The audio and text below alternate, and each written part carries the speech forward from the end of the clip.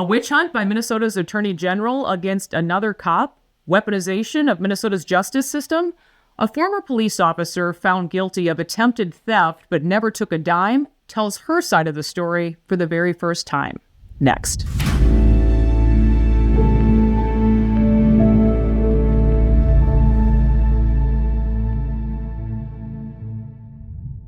Laci Silgjord is my guest. Thank you, first of all, for serving the Cloquet Police Department and the Army National Guard. Thank you for joining me to speak out, Laci. Thank you, Liz. I've wanted to share your story for quite some time now. I've heard from so many of your friends and supporters, but I think all of this should really make people wonder about the political weaponization of the justice system, especially here in Minnesota, and how our tax dollars are being spent. Just for some background, you've been found guilty recently of attempted theft by swindle. You're facing 20 years in prison, but you never actually took a dime. This all starts in 2020 when you met a woman by the name of Joan Arie. Tell us more about Joan and this relationship that you forged and what happened here. Yeah, certainly. So I met Joan throughout my time working in the city of Cloquet. I had a few calls with her here and there, but mostly our interactions were involving her cat. Joan had a Siamese cat, which is the same as what I had, so we had a lot in common with our cat, which just kind of brought us close together. We had a lot of community members that would kind of complain about the cat wandering throughout the neighborhood off the leash. So anytime I'd see him out, I'd stop by and say, Joan, Sammy's out, he's out again. And, people are kind of complaining, and she would just, grumble and be like, he's harmless. I'm like, I know, Joan. And so it just kind of started all down to this cat. And then over the time, we just had this connection of like, I don't know, just very similar to like how our personalities are and kind of how I kind of pictured myself as an old woman. She was just easy to talk to, and just hearing her story about her life and, her time as being a nurse at Nopeming in outside of Duluth. So just kind of learning about her life. When she was telling me about she had left her abusive husband and she was living alone. And so I just wanted to make sure she was doing okay and would check in on her from time to time. And I know that went on for months, this friendship. And sadly, through all of this, as we just kind of keep track of the timeline, Joan suffered a stroke just months after you met her. The hospital then asked you to be Joan's emergency guardian. As you're mentioning, she seemed to be alone. But explain that more. How did that happen? So during that time frame between August and like September, I had actually received a phone call from the social worker at the hospital, and they had told me that Joan was in need of a guardian and that she had no family, no friends, and that they were reaching out to me because they had no one else to turn to. So they actually asked if I would be willing to be her guardian. I have never been a guardian. I honestly didn't really even know much about it. They basically explained to me that if I was not willing to be Joan's guardian, that they would have to find some stranger who would be able to step into that role. And in that moment, I just have always lived for service and helping people and just willing to just do whatever I can to make sure that people are taken care of. I actually never filed any paperwork regarding the guardianship. The hospital provided attorneys and they submitted all the paperwork. They did everything for it, and they petitioned the courts for me to be Joan's guardian, which I did accept to do and take on that responsibility.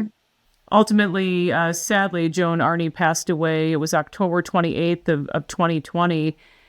And this is when you learn more about Joan's family, her estranged husband. From what you gathered from Joan, she spoke of this as an ex-husband. Tell us more about that. Yeah, certainly. So when I met Joan, everything from the very beginning was that she had an ex-husband. She said that she divorced her husband. She's been living alone for about 8 years. She said she had nothing to do with him. And so she had her own little house in Scanlon, which is just a little community that Cloquet covers. I actually knew some of her neighbors who also said that Joan had no family and friends, and that they were worried about her being alone, and they were worried because they were also aware of the concerns with the estranged husband. I just wanted to point out your police chief all along is applauding your work and how you went above and beyond to help Joan. However, that situation I know changed at your department. You filed a grievance against your police chief over another matter. Then the police union sided with you. And it's 6 months later, the estranged husband of Joan Arie appears, it sounds like kind of out of nowhere, files a written complaint against you. And it's your police chief who actually takes his complaint against you. Is that right? I had filed an unrelated grievance against my chief and the department. And within, it was like 2 days, there was a complaint from Roger Arie that I later found out that my police chief, Derek Randall, filled out the complaint and had Roger Arie sign the complaint. So this citizen's complaint came forward, and they put me on leave immediately.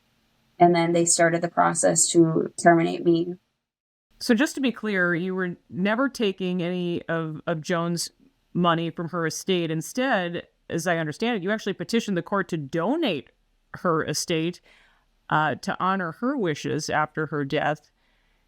And then it's 3 years later, you find out that you've been criminally charged by Minnesota Attorney General Keith Ellison's office. What happened next? Yeah, it was shocking. I ended up going through the probate process to advocate for Joan, even after her death.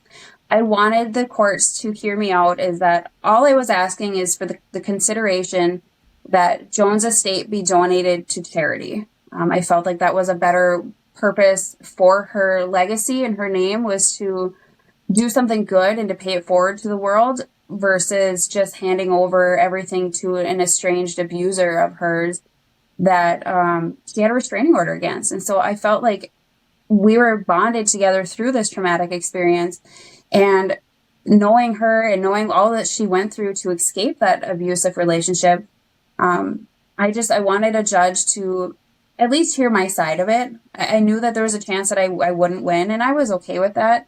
I just wanted to let them know that this wasn't some loving husband who is, worried about his wife. I mean, this was a man who was out of the picture for 8+ years.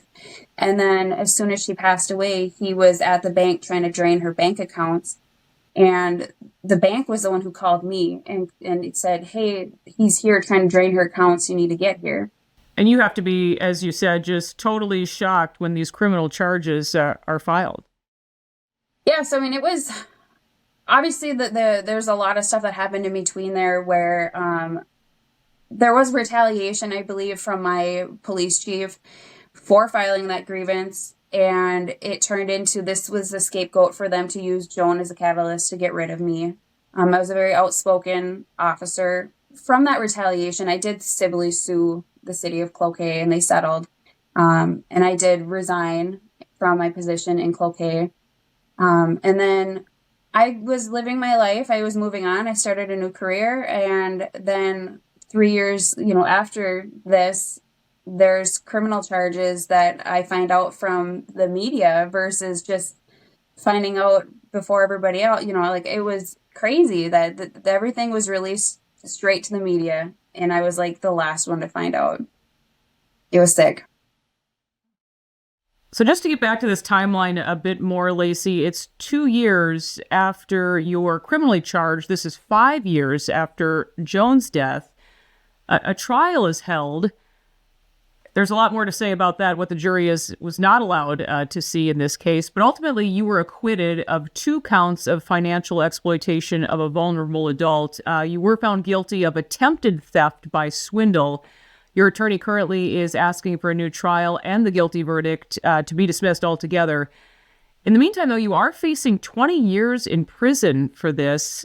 Given everything that you've gone through these last few years, what do you think of Minnesota's so-called justice system?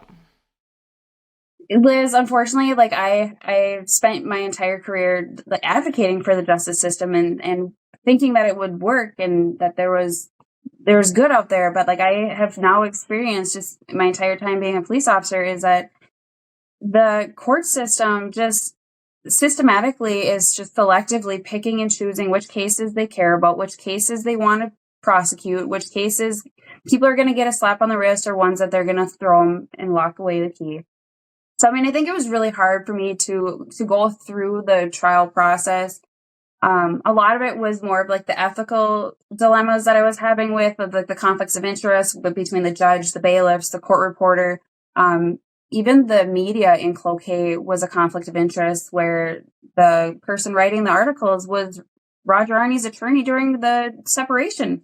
So, I mean, I just felt like I was not given a fair trial in the community where I worked.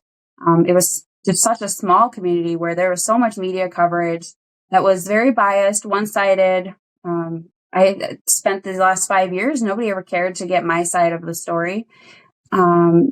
Everything, even with the process in the AG's office, it felt all retaliatory from my police chief, who was cop shopping and trying to get other agencies to charge me, and they told him no.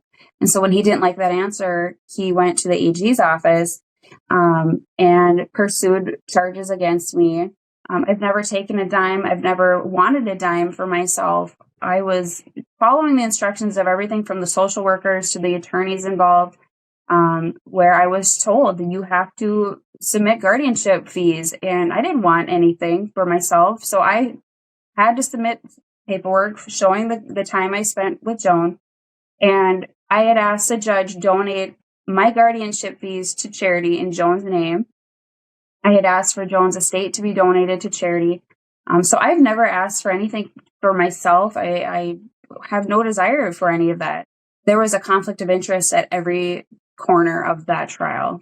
Between the jurors, there was juror perjury. There was jurors lying about not knowing people that were witnesses. There was two actual attorneys that were Roger Arnie's attorneys at one point who were caught violating the judge's witness sequester during the trial.